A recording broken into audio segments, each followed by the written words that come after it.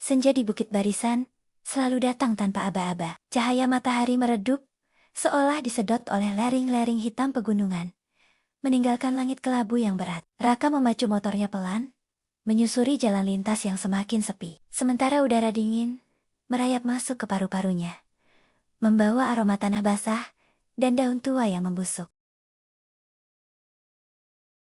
Jarum jam di pergelangan tangannya menunjukkan pukul 5 sore. Namun, suasana di sekelilingnya terasa jauh lebih tua, seperti malam yang datang terlalu awal. Tidak ada suara kendaraan lain. Tidak ada burung yang kembali ke sarang. Hanya desis angin yang menyusup di antara pepohonan tinggi, menciptakan bunyi seperti bisikan yang tidak selesai. Kabut mulai turun perlahan. Mula-mula tipis, lalu menebal seperti tirai yang ditarik dari langit. Lampu motor Raka memotong kabut itu dengan susah payah, membentuk lorong cahaya pendek yang seolah menolak untuk memperlihatkan apapun lebih jauh. Hatinya terasa ditekan oleh perasaan aneh, bukan takut, melainkan seolah ada sesuatu yang memperhatikannya dengan sabar.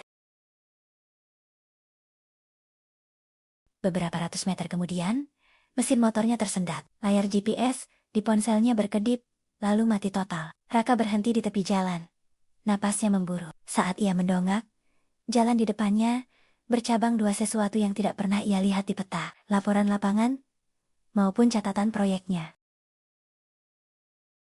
Cabang kanan tampak seperti kelanjutan jalan lintas.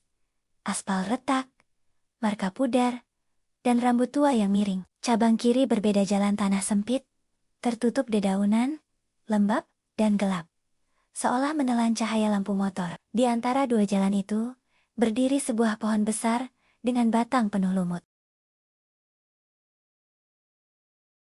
Di batang pohon itulah, Raka melihat pahatan kasar, hampir terhapus oleh waktu. Ia mendekat, menyentuh huruf-hurufnya yang dingin dan kasar. Tulisan itu berbunyi, "Jika kabut tidak turun, jangan melanjutkan." Kalimatnya sederhana, namun entah mengapa membuat tengkuk Raka terasa panas.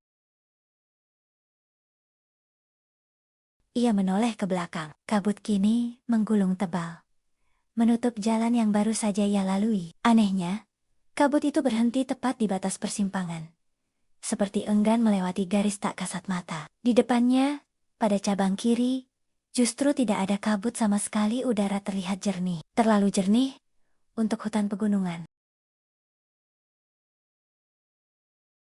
Logikanya menjerit agar ia memilih jalan kanan. Namun ada dorongan lain, lebih halus, lebih dalam, seakan berasal dari dada sendiri. Raka menelan ludah.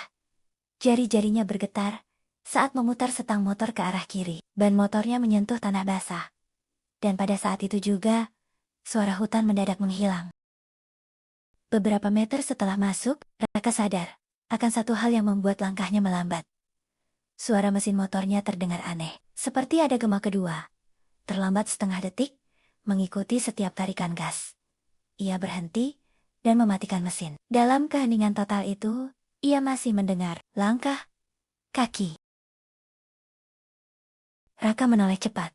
Tidak ada siapa-siapa. Namun di balik pepohonan, jauh di depan, tampak cahaya kecil berwarna kuning berkedip pelan, seperti lampu minyak. Dan untuk pertama kalinya sejak memasuki Bukit Barisan, Raka merasa yakin bahwa ia tidak sedang menemukan jalan baru, melainkan sedang ditemukan